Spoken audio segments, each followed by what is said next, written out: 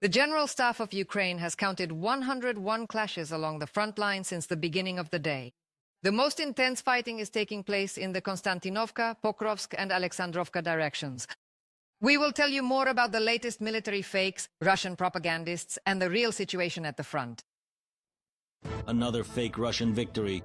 Ukraine's defense forces have refuted the claims by Russian propagandists about the occupation of the city of Rodynske in the Pokrovsk district of Donetsk region. The National Guard asserts that the settlement remains under Ukrainian control. And as proof, they are publishing footage of the elimination of a group of Russian infantry who managed to infiltrate the outskirts of the city. The fighters of Chervona Kalina continue clearing the city of Russian occupiers. They are searching for and eliminating anyone who wants to raise the tricolor on Ukrainian soil. And here is a statement from the 14th Operational Brigade of the National Guard of Ukraine on Facebook. The Russian army is not slowing down its assault operations in the Pokrovsk direction. Since the beginning of the day alone, the defense forces have repelled 23 enemy attacks on this section of the front. The Pokrovsk-Mironohrad agglomeration. And the advance of the Russian forces north of Pokrovsk is indeed heading in that direction. You see, however, it is clear that this is the particular part of the front where approximately 50% of all efforts are currently being concentrated. Both the enemy and our forces are now concentrated here, 51 enemy armies. The objective was to encircle Pokrovsk. According to Gerasimov, Putin was supposed to create a Pokrovsk cauldron. They failed to accomplish this task. Since the beginning of the day, the General Staff of Ukraine has recorded 101 engagements along the entire front line. The Russian army was most active in assault operations in the Kostiantynivka direction. The defense forces repelled 24 enemy attacks. The Russian occupiers also tried to advance in the Oleksandrivka sector of the front. There they launched 20 assaults in the area of 9 settlements. And in the Orikhiv direction, Russian troops are trying to advance toward Huliaipol from 3 different administrative borders at once. Dnipropetrovsk, Donetsk, and Zaporizhzhia regions. The enemy is trying to advance toward Huliaipol from the west in this way. It is extremely important because if they secure a position in the Zaporizhzhia region, it could significantly improve their tactical situation and create conditions for further advancement towards Zaporizhzhia itself. Mechanized assaults are being used. These tanks are being destroyed, small infantry groups are used, aviation is widely employed, including air bombs and so on. Special Operations Forces destroyed a frontline Russian fuel depot and an oil storage facility in the temporarily occupied territory of Luhansk region. Ukrainian drones delivered a precise strike at the moment when the tanks were filled, which amplified the effect. In addition, the day before, defense forces destroyed 2 Russian tanks, 3 armored vehicles, and more than 3 dozen artillery systems. They also turned into scrap metal a Russian multiple launch rocket system, 547 drones, and 138 vehicles. Over the past day, Ukrainian defenders eliminated 800 Russian military personnel. According to the General Staff of the Armed Forces of Ukraine, Russia's total combat losses since the start of the full-scale invasion have already exceeded 1,137,000 people. Ukrainian intelligence has named the companies that supply Russia with components for missiles and drones, specifically those used by the Kremlin to strike at the energy infrastructure of peaceful Ukrainian cities. The updated list includes components for the Iskander cruise missile, the Kinzhal aeroballistic missile, North Korean ballistic missiles, as well as for a strike drone, Jiran-2. Intelligence officials noted that Russian missiles and drones continue to operate using chips from American, Chinese, Swiss, Japanese, and Taiwanese manufacturers. They emphasized that this highlights the need to review and improve export controls between countries. The ultimate guarantee of security for Ukraine is full NATO membership. This was stated by the Minister of Foreign Affairs of Estonia during his visit to Kyiv. This morning, Margus Tsakna arrived in the Ukrainian capital. The head of Estonian diplomacy began his visit by paying tribute to the fallen Ukrainian soldiers. Afterwards, he held talks with his Ukrainian counterpart and took part in a joint press conference with Andriy Sybiha. Margus Tsakna announced that Tallinn will allocate an additional 150,000 euros to support the Ukrainian energy system, which is under constant attack from the aggressor. Let me remind you that earlier Estonia sent about 700,000 euros to protect Ukraine's critical infrastructure.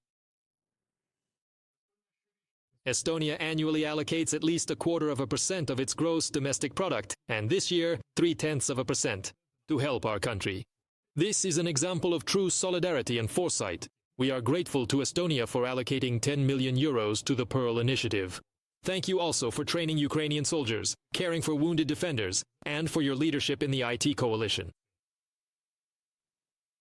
Today, Andriy and I signed a memorandum of understanding between our two ministries, and we expressed our readiness to host the Ukraine Recovery Conference in Tallinn in 2027. This is very important at a time when the war is still ongoing. Of course, we very much hope that by the time of this conference the war will be over, but we must cooperate on a global scale for recovery and development. It is necessary to unite the efforts of businesses, governments, and donors to make fundamental decisions. President Volodymyr Zelensky also met with the Minister of Foreign Affairs of Estonia. The parties discussed in particular drone production and overall defense support for Ukraine. The issue of increasing pressure on Russia was also raised. The Ukrainian president thanked Estonia for its support of Ukraine since the beginning of the full-scale Russian invasion. Forget the cold scenario. In any scenario, Ukraine must always be and will be sufficiently long-range. Now during the war and no less after the war as part of security guarantees for the future for our children, long-range capability is a component of independence and will be the largest component for ensuring peace. Sanctions for peace and our precision are essentially working in coordination so that this war will have an end, one that is just for Ukraine. All objectives for deep strikes have been proven. They must be fully achieved by the end of the year. This also includes expanding the geography of our long-range capabilities. I am grateful for the accuracy to every unit, every component of Ukraine's defense and security forces. Thank you to the manufacturers, to those who truly fulfill the assigned tasks completely. We are providing the necessary funding. By the end of the year, Croatia will provide Ukraine with 2 packages of military aid. This was announced by Defense Minister Denis Shmyhal following a meeting with his Croatian counterpart Ivan Anušić in Kiev. At present, Zagreb has already provided the Ukrainian army with 13 packages of military aid totaling 200 million euros. In addition, the parties signed a letter of intent to deepen defense industrial cooperation. This concerns the creation of joint production chains and cooperation between the defense industries of both countries. During the meeting, the ministers also discussed joint participation in the SEIF mechanism and the possibility of Croatia joining the Pearl Initiative. The experience of our friendly country is important for clearing our land.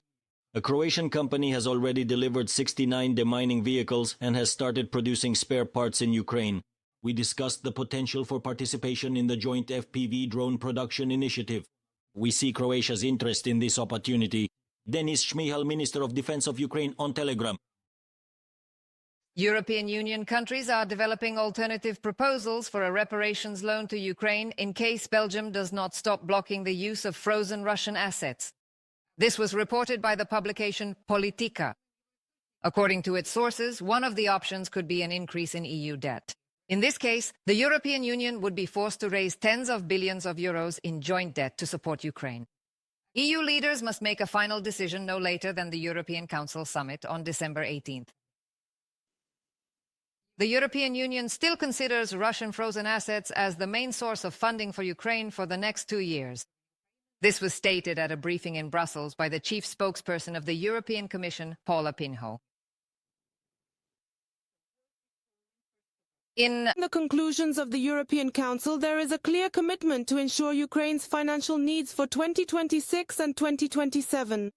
And it is precisely in this context that the European Council asked the European Commission to present possible options. In this regard, President von der Leyen also responded very clearly to the question, saying that, of course, always, there are other options besides using frozen assets.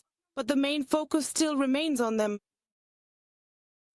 The only way to make Putin negotiate seriously is to give Ukraine the ability to strike military and energy facilities deep inside Russia. The president of Ukraine is convinced. In an interview with Danish Axios, Volodymyr Zelensky explained that if Kyiv had missiles like Tomahawk, then Moscow is aware of the consequences of refusing to negotiate an end to the war against Ukraine. My colleague Yulia Granovskaya will continue on this topic. Sanctions imposed by U.S. President Donald Trump will damage the Russian war machine. Ukraine still needs long-range missiles to force Putin to make peace, President Volodymyr Zelensky is convinced. At the same time, Kyiv doesn't necessarily have to use them right away. If Putin realizes that refusing negotiations threatens Russia's energy facilities with serious problems, he will agree to talks, Zelensky emphasized. We are talking not only about tomahawks. The US has many similar things that don't require much time to learn to use. I think the only way to deal with Putin is through pressure. Volodymyr Zelensky, president of Ukraine, in an interview with Axios, about the possibilities of supplying American missiles to Ukraine, Volodymyr Zelensky discussed this with Donald Trump on October 17th in Washington. The provision of long-range weapons to Kyiv was also discussed in London at a coalition meeting of supporters on October 24th. As soon as Putin felt the pressure and the possibility of tomahawks appearing in Ukraine, he immediately announced his readiness to resume negotiations. But as soon as the pressure disappeared, he once again rejected diplomacy. So for us, it is obvious what needs to be done. We need broader capabilities to carry out deep strikes. Everything Putin does is an attempt to delay new forms of pressure. We must instill in Russia the will to negotiate, and I am ready to meet in any meaningful format. And the current line of contact could become a starting point for negotiations, real negotiations. British Prime Minister Keir Starmer has called on Western allies to do more to supply Ukraine with long-range weapons. At the meeting of the Coalition of the Willing, he announced that the United Kingdom would provide Ukraine with more than 5,000 missiles. These are multi-purpose missiles. Aid to Kyiv was included in the plan presented by the British Prime Minister. The plan runs until the end of 2025. It provides for the removal of Russian energy resources from global markets, strengthening Ukraine's air defense, supporting the country's critical infrastructure, working on security guarantees, and using frozen Russian assets. Together, we have developed a concrete plan through the end of the year. We need to reach an agreement on finalizing work with Russia's sovereign assets and unlock billions of dollars to finance Ukraine's defense. The EU has made a strong start by initiating consultations to meet Ukraine's financial needs, and the United Kingdom is ready to act together with the EU to move forward in this direction as quickly as possible and ensure these funds reach Ukraine. While the EU and the US are calling on Putin to cease fire and come to the negotiating table, the Kremlin is once again threatening with nuclear weapons. Russia has announced tests of the Burevestnik cruise missile. However, there are no independent confirmations or test launches. Putin called the Burevestnik a unique development and ordered preparations for the infrastructure to deploy this weapon in the Russian armed forces. The US president commented on the Russian dictator's démarche.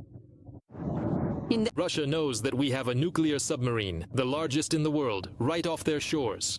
So what I mean is, it doesn't need to go 8,000 miles, and they're not playing games with us. We're not playing games with them either. And by the way, I don't think it's appropriate for Putin to say that. He should put an end to the war. A war that was supposed to last 1 week has now been going on for almost 4 years. That's what he should be doing instead of testing missiles. After the statement about nuclear weapons testing, the Kremlin decided to reassure Washington of its readiness for dialogue. The head of the Russian Foreign Ministry, Lavrov, stated that Moscow could accept the United States concept for ending the war against Ukraine. Lavrov said that Putin is ready to accept the US concept on Ukraine and move forward in practical terms on the proposed basis. We can only believe it after a ceasefire is established. Until then, it's all just empty talk to avoid additional sanctions.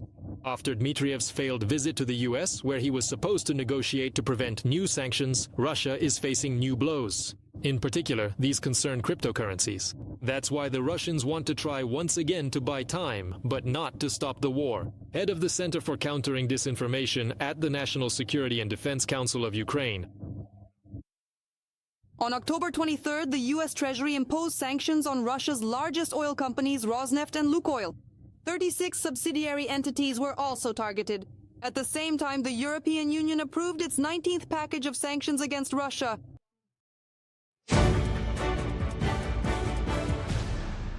Washington expects Hungary to give up Russian oil and gas.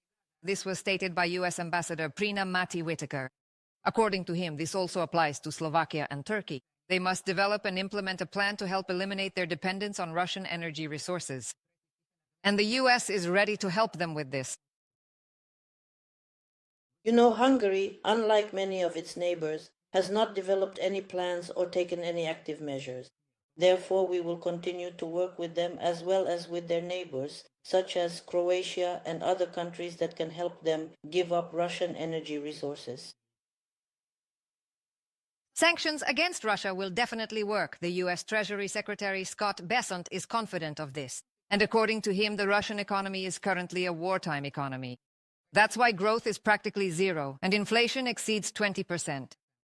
Trump will force Putin to sit down at the negotiating table because Russia's war machine is financed by oil and new restrictions will significantly reduce export revenues, Besant is convinced. Ukraine is always open to visits from American partners, in particular the special envoy of the US President, Steve Witkoff. This was announced by Ukraine's Minister of Foreign Affairs, Andrei Sybiha, during a joint press conference with Estonia's Foreign Minister, Margus Tsahkna, in Kyiv. The Ukrainian diplomat also noted that American allies do not require an additional invitation. They are always welcome. A family of 3 was shot by Russian terrorists in the village of Zvanivka, Donetsk region. Olga is the only one who survived. She witnessed the murder of her husband and 2 sons. Before that, they were all tortured. Olga sustained a cheek wound. She is currently in the hospital and psychologists are working with her. Watch our report on the war crimes committed by the Russian Federation. It all happened in just a single second, just like that. All of it happened in just a second? Sorry, it was an order. We didn't even understand what was happening. And he just fired with a rifle. Olga lived with her husband and 2 sons in the village of Zvanivka, Donetsk region. On October 20th, Russian occupiers entered the settlement. The soldiers had no distinguishing insignia, the woman recalls. They communicated with their commander by radio.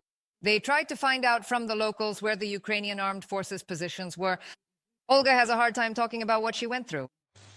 He pointed a rifle at my husband. Choose your husband or your son. He pointed the rifle at my husband and said, choose your husband or your son. I even swore to them on the Bible that I hadn't seen those soldiers and didn't know where they lived. Olga, her husband, and her son spent a whole day in the basement. There they were tortured and held at gunpoint all day. In the evening, the soldiers said they were leaving. But a few hours later, they came back and opened fire on the people.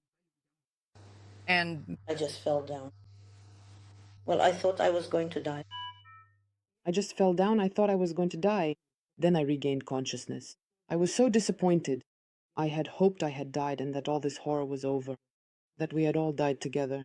I still died and this horror was over. We all died together. Olga's husband and son were killed. The woman was shot in the face. When she came to, she went to look for her younger son.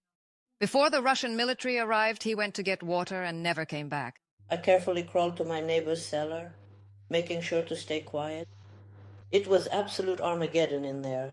I crawled to my neighbor's cellar, and it was total Armageddon. My neighbor was lying there, dead, shot in the face. She was lying on the couch like this, and my son was lying next to her too. Her son was crouching nearby, between the bed and the nightstand. Olga can barely remember how she made it to the next village. It took her 12 hours, crossing minefields. By the time she reached the positions of the Ukrainian military, they evacuated the woman to Dnipro. Right, Olechka? Yeah. And now what is our task? Our task?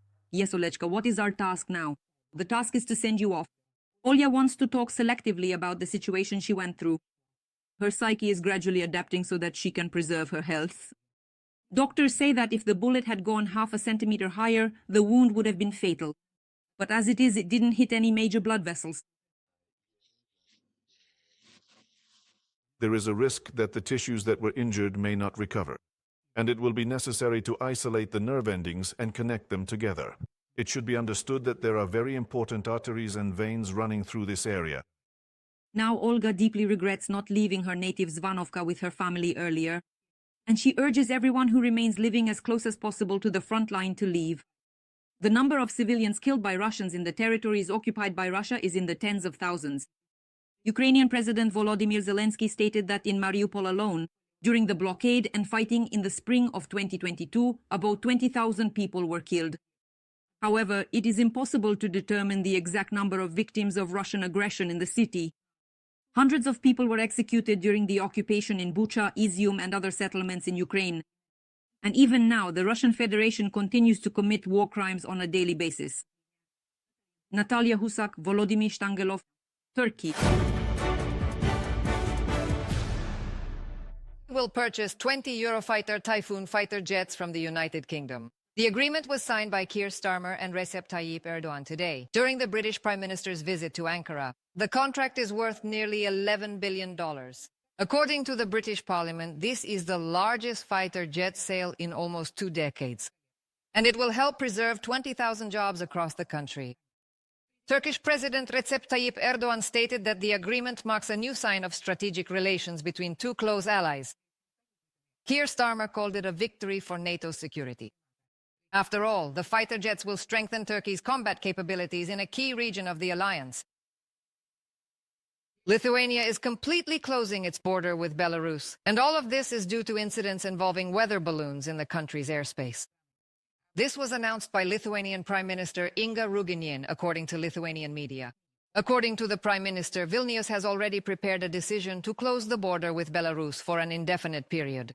However, some exceptions are provided for in this decision. And starting today, the Lithuanian army will begin shooting down balloons that have entered from the neighboring country. Belarus has already lodged a protest with Lithuania over the border closure. Diplomats and diplomatic mail will be allowed to cross the border. Lithuanian and EU citizens will also be able to return from Belarus to us, but all other movement will be halted. In this way, we are sending a signal to Belarus that we will not tolerate any hybrid attacks, and we will take the strictest measures to stop them. We have not only started recording the number of balloons, but are also closely monitoring the direction of their flight. This will allow us to coordinate our actions more precisely and adjust airport operations accordingly. Inga Ruginiene, Prime Minister of Lithuania. Let me remind you that for the 3rd night in a row, Lithuania has closed its border with Belarus, as well as Vilnius Airport, due to weather balloons coming from the Belarusian side. The capital's airport suspended operations until 4 a.m., and at least 15 flights were rescheduled. And let me point out that, due to incidents with weather balloons, Vilnius Airport has been closed for the 4th time in 1 week.